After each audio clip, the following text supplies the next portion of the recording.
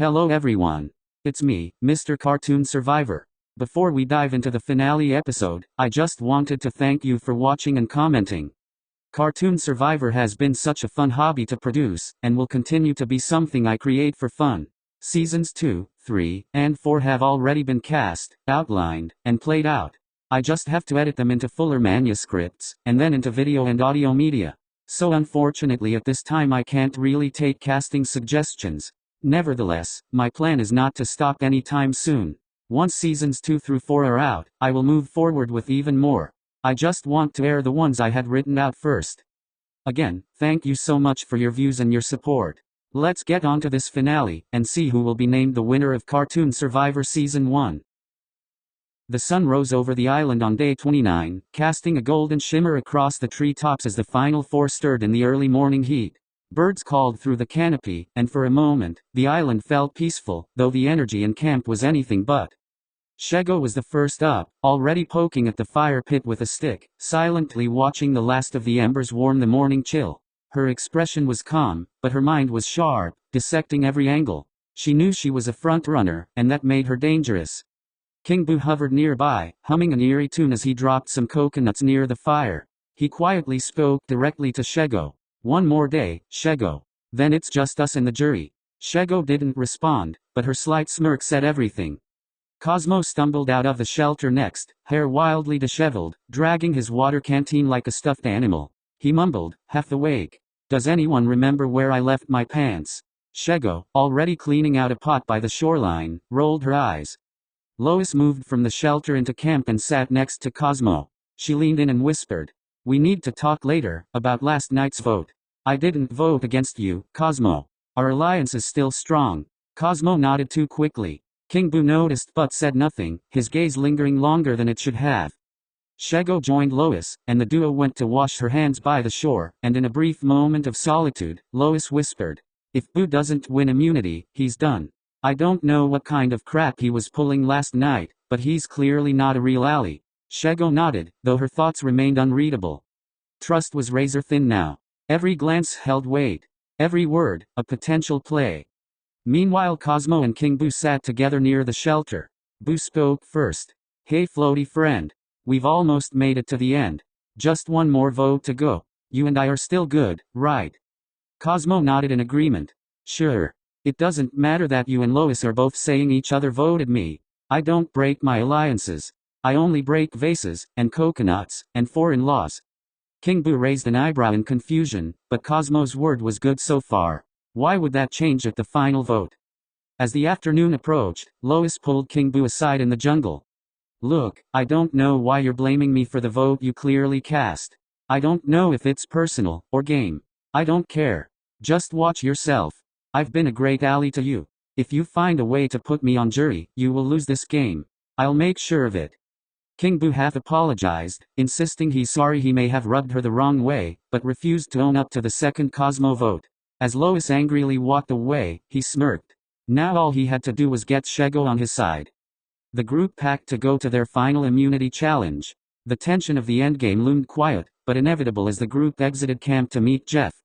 The sun blazed high above the clearing as Jeff Probst stood next to a large wooden totem carved in the shape of the Survivor logo. The final four stood opposite him: Shego, Lois, King Boo, and Cosmo, each of them worn down by 29 days of scheming, hunger, and relentless gameplay. Jeff began, his voice clear and commanding, "Welcome to your final immunity challenge. This is one of the most iconic challenges in Survivor history, and here's how it works. You'll each place one hand on the idol. If at any point your hand comes off, even for a split second, you're out. No leaning, no sitting.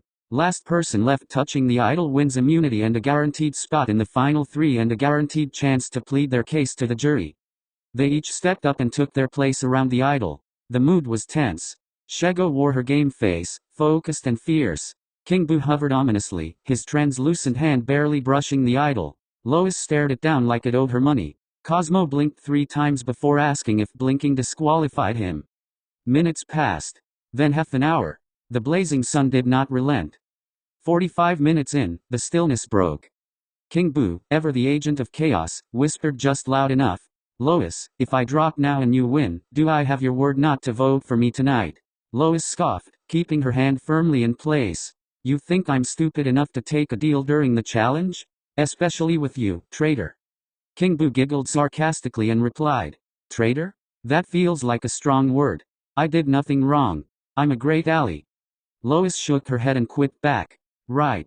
And I'm Michelle Obama. Cosmo perked up. Wait, are we allowed to make deals? Because if anyone wants to give me a cupcake, I'll throw this right now. Shego groaned, not even bothering to glance his way. Cosmo, focus. 2 hours in, sweat poured down their faces. The breeze was gone. The sun was merciless. Shego finally spoke, her voice quiet but cutting. Lois, you know Boo's only loyal to himself. If we take him to the end, he'll destroy us. If you want a fighting chance, it's me and you. Lois looked to Shego and smiled, replying that she was locked in with her. King Boo cackled lightly. Please give me a break. Shego, if you and Lois go to the end together, Lois obliterates you. She has an underdog story, and lots of friends on the jury. You will be a 0-vote finalist. So her plan sounds great if you want to lose. Lois didn't reply. She was locked in, silent, unblinking. At the 3-hour mark, Cosmo accidentally lifted his hand to scratch his nose and was immediately disqualified. He pouted as Jeff led him away. I thought I could use both hands if I was ambidextrous. Or itchy. 4 became 3. At hour 4, the weight of the game began pressing even harder than the heat. Shego's legs trembled slightly, but her glare toward Boo and Lois was ironclad. I'll outlast you both if I have to die doing it. I'm not dropping. But King Boo wasn't cracking. In fact, he smiled. I don't have to win. I just have to outthink. Then, surprisingly, he looked directly at Shego. What if I drop, you win, and you promise me final 3? Think about it. We take Cosmo out. You don't have to break your word to Lois or to me. Shego didn't answer. She needed to think. Then, in a moment no one expected, Lois' hand twitched. Barely. A hair's width. But it came off. Jeff raised his hand. Lois, you're out. Lois stared at her hand like it had betrayed her. You've got to be kidding me. It was down to Shego and King Boo. 2 powerhouses of the game. Both stubborn. Both deadly. Neither one speaking. A full hour passed in absolute silence. Then, out of nowhere, King Boo looked at Shego and said, This isn't about endurance. It's about strategy. If I give you this win, do you promise not to vote me tonight? Shego glanced over. Cosmo and Lois were busy with a side conversation, and clearly weren't listening. Shego raised an eyebrow. King Boo continued. Think about it, Shego. Don't get soft now. You and I have worked together since merge. We can do this. Shego thought for a moment before replying. Fine. Deal. I won't vote you. Don't mention it to Lois. And with that, King Boo stepped away. Jeff raised his hand. Shego wins final immunity. Shego didn't react right away. She stared at Boo, uncertain what had just happened, whether it was generosity, calculation, or both. She had the necklace. She had the power. But at what cost? Lois and Cosmo clapped, more happy the challenge was over than anything. The group gathered their things to go back to camp to prepare for the vote.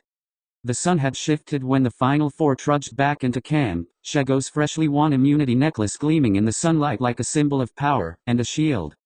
Lois dropped her buff on a log and turned immediately to Shego, wasting no time pulling her into the jungle. Okay Shego. We've almost made it. We've just got to get me through this vote. So do we take out Cosmo or King Boo?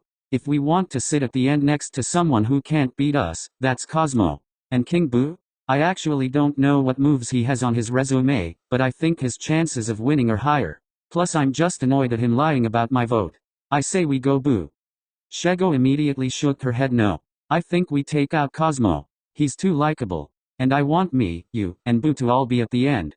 We were all in an alliance together the whole merge, and even though people have dipped in and out of the alliance, we've had each other's backs and we all agreed to go to the end.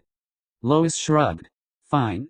Not what I wanted, but I'm a team player. I think up against King Boo, I have a harder time getting jury votes, but I know how to pitch myself.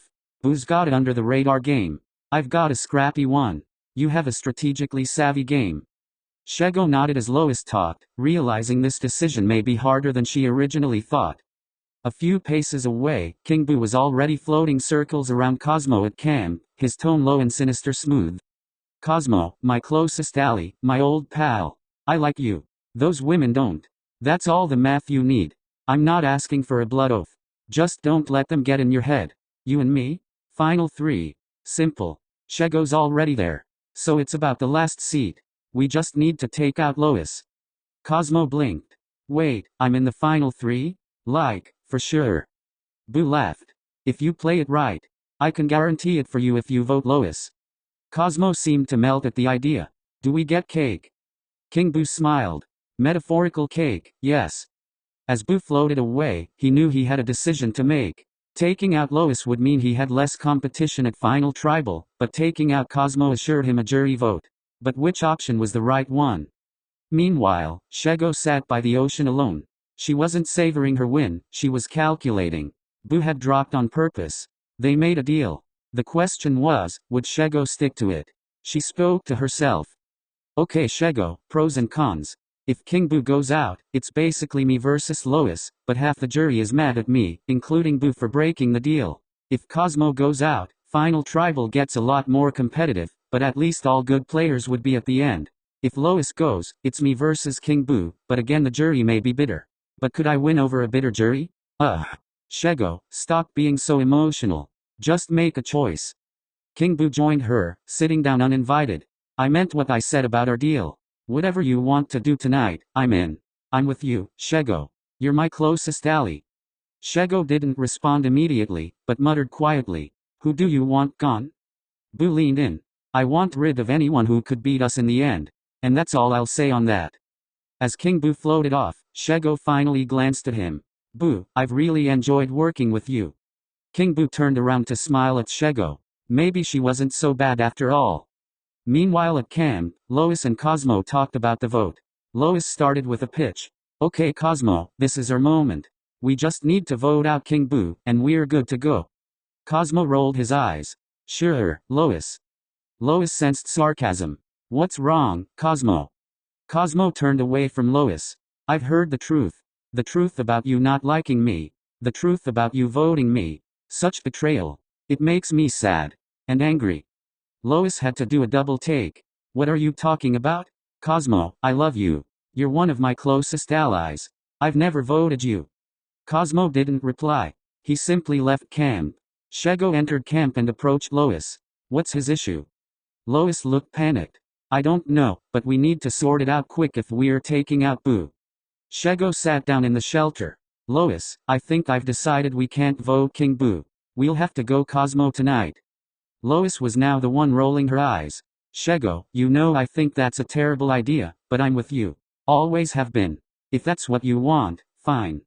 Cosmo had wandered back into camp with half a coconut and a confused smile. He interrupted suddenly. Hey guys. I think I saw a bird wearing my shoe.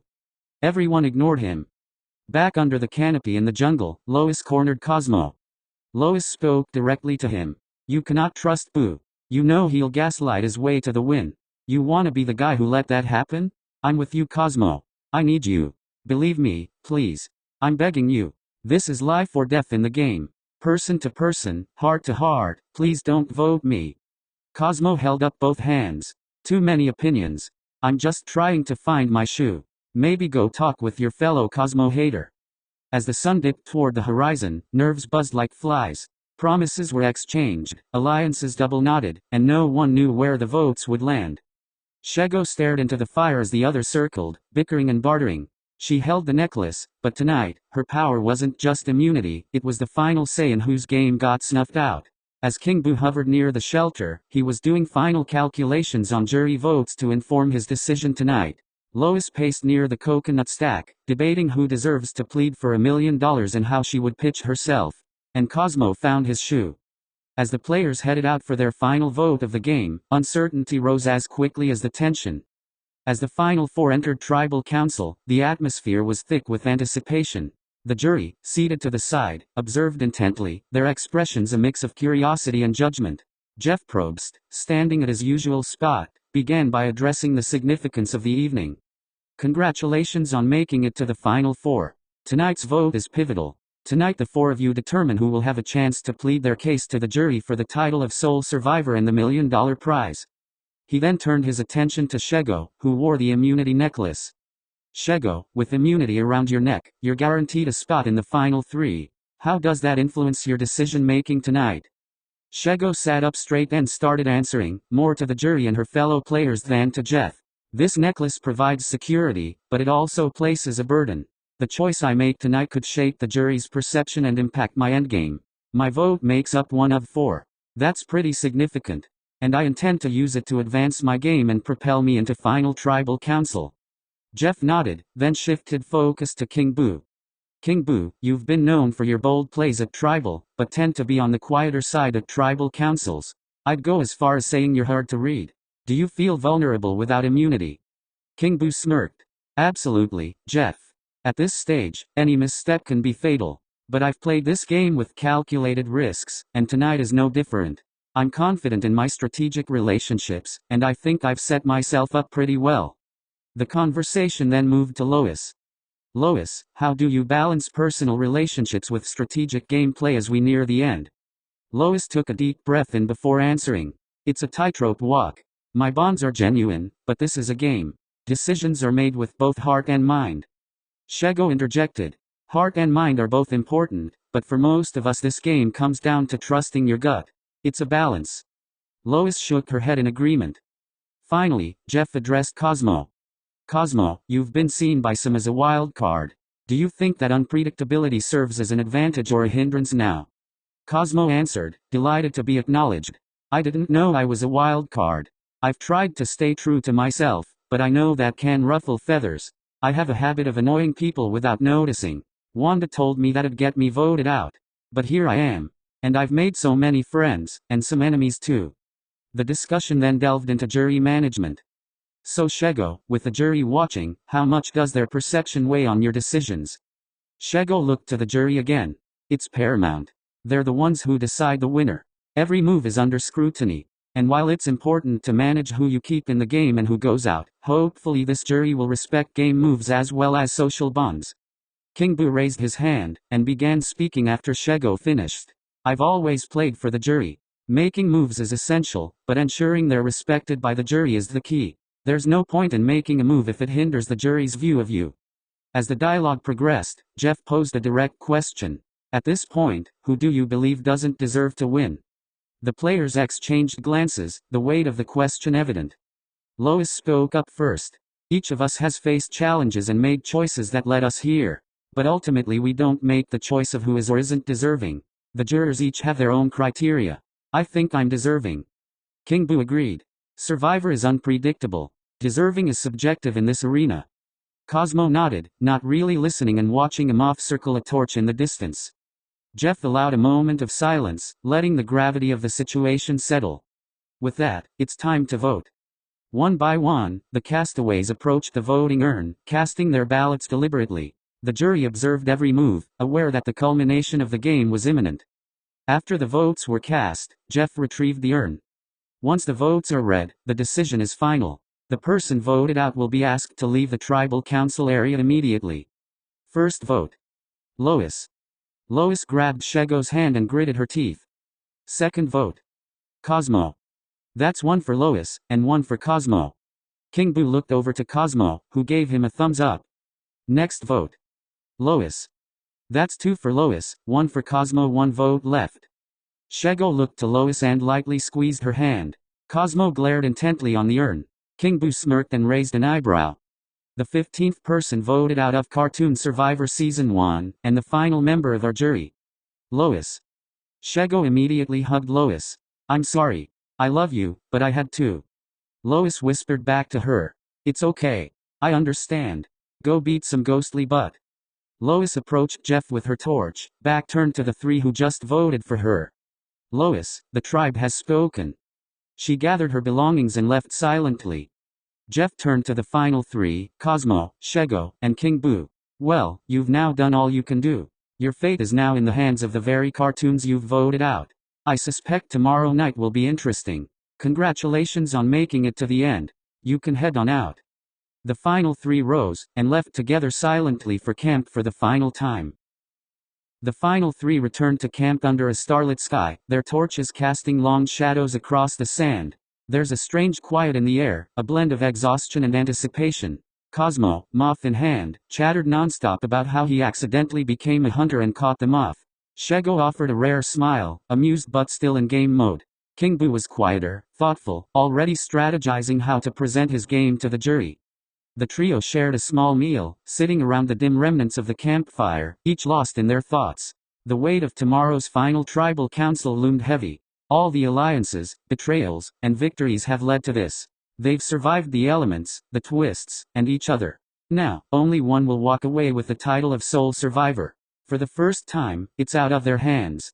As the finalists drifted off to sleep for their final night in camp, the power had shifted to the jury. And tomorrow that power would truly be put to the test. Day 30 dawned gently over the island, casting golden light across the ocean and jungle as the final three, Shego, King Boo, and Cosmo, stir from their final night's sleep in the shelter they've called home. The air is heavy with anticipation, and the only thing louder than the crashing waves is the unspoken knowledge that today, it all comes down to the jury. Their reward for surviving to the end arrives mid-morning in the form of a lavish brunch: fresh fruit, pancakes, scrambled eggs, crispy bacon, buttery croissants, and even mimosa served in coconut shells. Cosmo dives in with unfiltered delight, humming to himself and making jokes to ease the tension. Shego eats in silence, savoring the calm before the storm, her mind clearly spinning with strategy. King Boo floats serenely beside them, not even pretending to be relaxed, lost in deep contemplation of the game he's played and the moves he must defend. Afterward, each player takes time alone.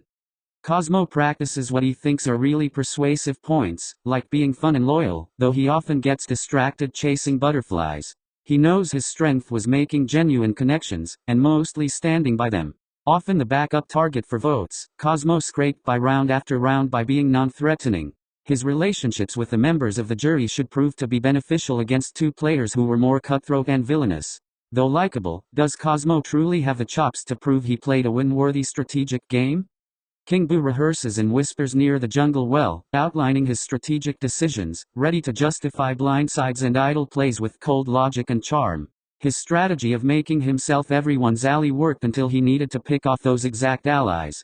Never truly targeted at a vote and having two idols he never really needed, King Boo knows his true final obstacle will be to convince the jury his moves made sense. Though liked by many, did he play too quietly or too villainously for the jury to appreciate his game?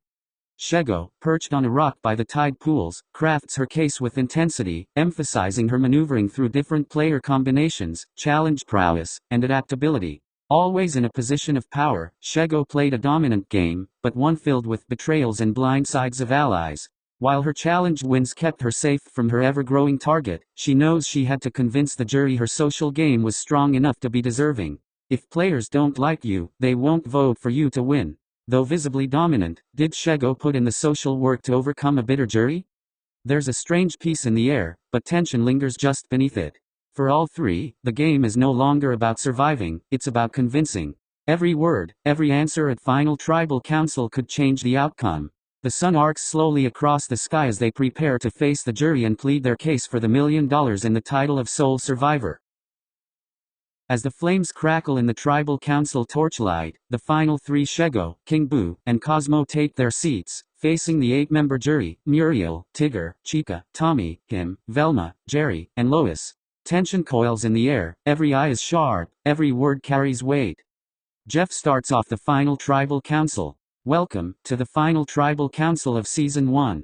The three of you have shown you have what it takes to outlast the other 15 players, but now the voting power pivots to the very cartoons you yourselves eliminated. We're going to start with short opening speeches, and then transfer into jury questioning. Each juror may proceed how they feel necessary, whether it be an individual question, a group question, or even a statement. Shego, start us off. Shego speaks with cool precision.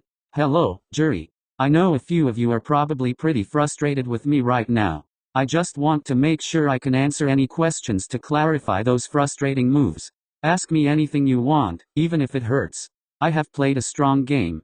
I won challenges when I need to. I spearheaded a powerful alliance. I cut threats when I needed to. I genuinely think I have earned your vote to win, despite hurting a few of you. And to those who I did hurt, let's talk about it.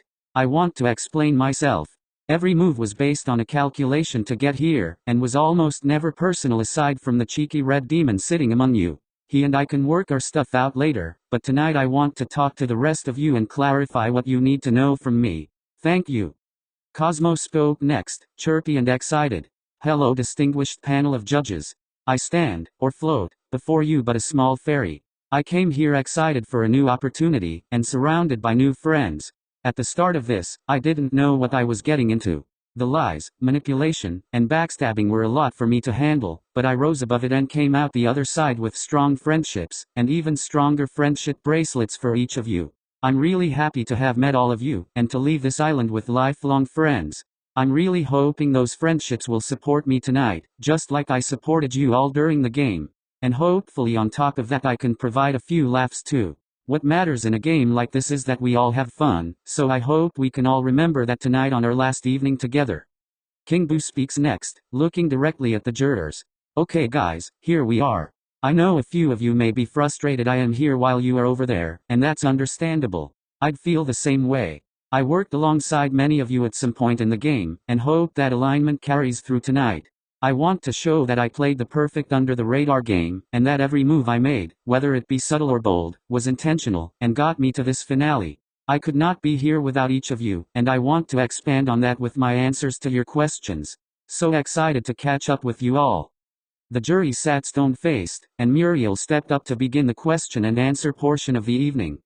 She stood, calm and wise in front of the jury bench and gently adjusted her shawl. Her voice was soft but firm as she asked, "What kindness did you show out here that you're most proud of?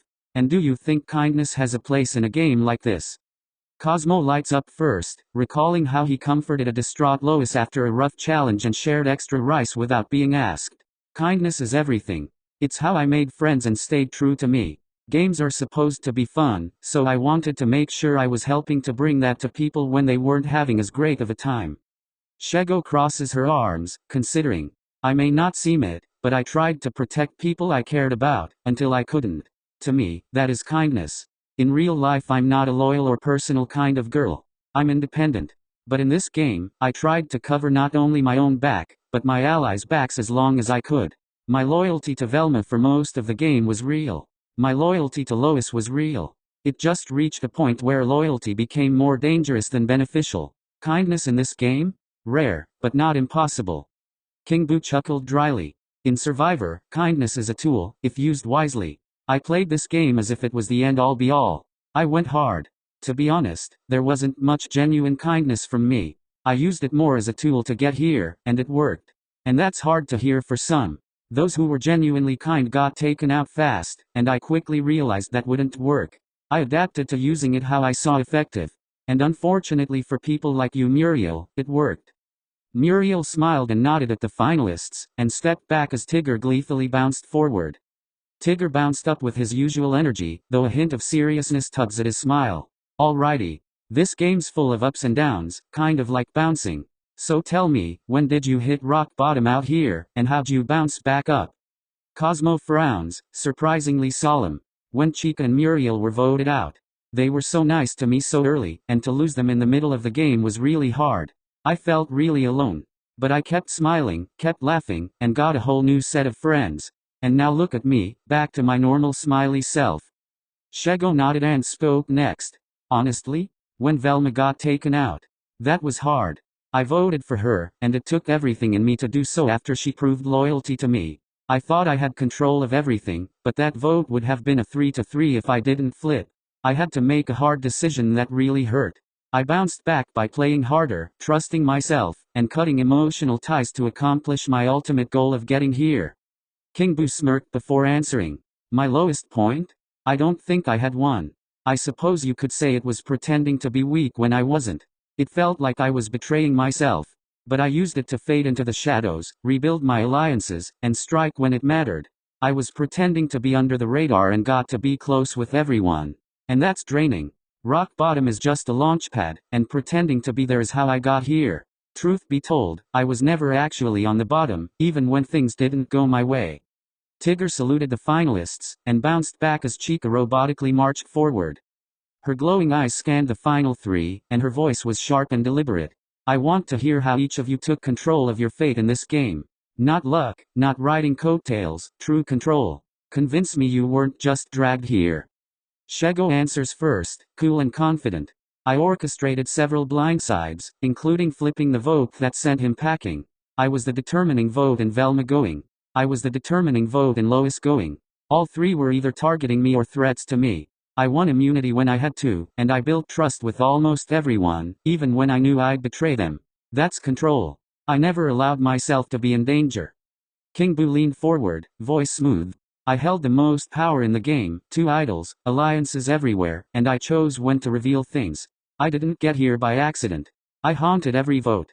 Even when I was in the minority of a vote, I pivoted. I got every player to believe I was their closest ally, or at least second closest, and that prevented me from being targeted. The idols I played weren't even needed, because I was so insulated.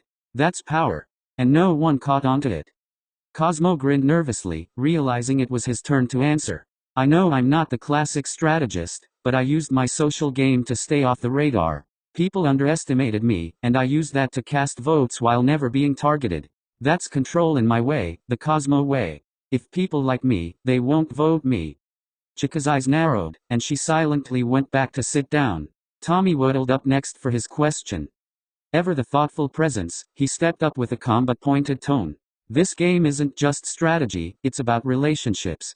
I want each of you to tell me about a bond you built that was real, not just gameplay. And what happened to that bond? King Boo smirks faintly. I connected with Cosmo. He trusted me. But trust is leverage, and I used it. I didn't fake the bond, but I always planned to break it first if needed. There were a couple of times I even considered putting Cosmo on the jury for a free vote, solely because I know I put the work into that relationship to make that happen. But now look at us, I got us both here. I carried not only myself, but Cosmo. That's pretty impressive if you ask me. Shego took a breath, and stuttered a bit. Velma and Lois, you were my best friends out here. We started on opposite sides but grew to trust each other at merge. Looking back at our pre-merge arguments is so funny in hindsight because of where we are now. It was a real connection, until I realized you were both too good to take to the end. Velma, you were too powerful, and Lois too connected. Voting them out hurt, but it was necessary. Cosmo spoke with surprising sincerity. Jerry was like a big brother to me out here. We were weird together. I didn't want him to go, but when it was him or me, I had to survive. I also think I had good connections with Muriel, Chica, and King Boo. Each of them had my back, and I tried to have theirs. And I think they got me here. Tommy's face remained stoic, and he jogged back to the jury bench as him sashayed forward. He strutted to the front with a theatrical flair, voice silky but sharp. Darlings, entertain me. Which move of yours was the most diabolical, the most deliciously cutthroat, and why should I respect you for it? Cosmo, nervously twiddling his fingers, blurted out. I told people sometimes about plans to blindside them, even ones I was in on. And sometimes that was chaotic. I didn't mean for it to happen like that, but it worked. Shego flashed a sly grin as Cosmo spoke, and then looked to him to answer. Look him, before I answer, I just want to. Him cut her off. Actually Shego, I don't want an answer from you. You've tanked your game enough. Save it, doll. Jury, ignore her please. Shego rolled her eyes, huffed, and sat back with her arms crossed. King Boo stepped forward, unbothered. Using my idol as a threat to control votes without even playing it. I made people paranoid, then didn't need to burn my power. It's villainy with efficiency, darling. I scared them into not voting for me time after time. I flipped when needed. I even targeted my allies if it benefited me. And surely you, the king of dramatics, can appreciate that. Boo winked at him as he finished speaking. Him slowly nodded, clearly thinking. Interesting. Well, I'm excited to hear the rest of your answers. Best of luck Cosmo and King Boo. Oh, and Shego, your hair is frizzy. Clean that up a little bit. He walked back to his seat as Velma approached the podium. She stood with arms crossed, gaze analytical. This game is about social perception as much as strategy. Tell me, what's the biggest misconception the jury has about your game, and what's the truth? Shego didn't hesitate, and spoke quickly, wanting to recover from being cut off by him in the last question. I think people may believe I relied on challenge wins to get here because they didn't see me playing big and loud. If people think I just rode coattails or followed louder players, they are wrong. In reality, I was steering votes subtly, making connections others didn't see. I controlled more than anyone realized. I was the person responsible for flipping and making the majority at every pivotal vote in the merge. Some see that as villainy. I see that as strategy. Just because I wasn't loud and proud doesn't mean I wasn't active. I didn't rely on challenge wins. I relied on my own gameplay. Cosmo scratched his head and took a moment before answering. Some of you might think I was clueless. But I knew more than I let on. I played up the goofiness so people wouldn't target me. And hey, it got me here. Wanda told me my best asset would be to be myself and trust good people. I think I did that. I'm not dumb, just goofy. King Boo gave a dry, echoing laugh. The misconception about me? That I'm only here because of my idols, perhaps. Or that I was hiding in the shadows too much. The truth? I made people paranoid with my idols. I never needed them. I used fear as my shield, and no one dared take the first shot. I was never the real target, and I steered votes from behind the curtain. I'm not ashamed to have played under the radar. The misconception is that I didn't do enough. But I did. I played hard. And I played well. Velma nodded slowly, unreadable. Interesting. Thank you. Then she sits, glasses glinting in the firelight. Jerry leaned forward, eyes sharp, and asked his question next. Throughout this game, loyalty and betrayal went hand in hand. I want each of you to tell me about a moment you betrayed someone and whether it was worth it. Shego doesn't flinch.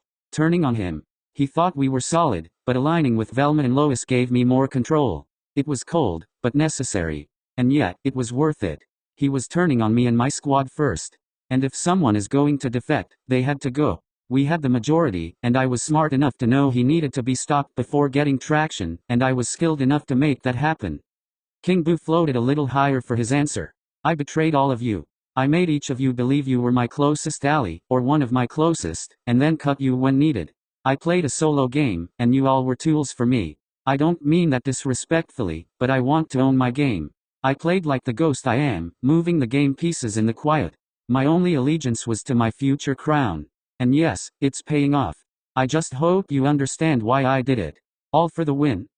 Cosmo frowned thoughtfully as he spoke. I think voting out Velma was hard. I didn't want to, but people were scared of her. It hurt, and honestly, I don't know if it was worth it. She would have been fun at Final 3, but everyone said she would win. So that's hard to judge. Jerry nods slowly, absorbing their words, then sits back without another word. Lois crossed her arms, giving the finalists a pointed stare as she spoke last. Let's cut through the fluff. This game wasn't just about moves, it was about relationships. At some point in the game, I had a relationship with each of you, and yet you all three voted me out. Tell me why voting me out was more important to you than our relationship. King Boo cracked his ghostly knuckles. Well, Lois, I think it's a testament to my game that you think we had a relationship. My goal coming in was to make every individual trust me. And clearly that worked with you.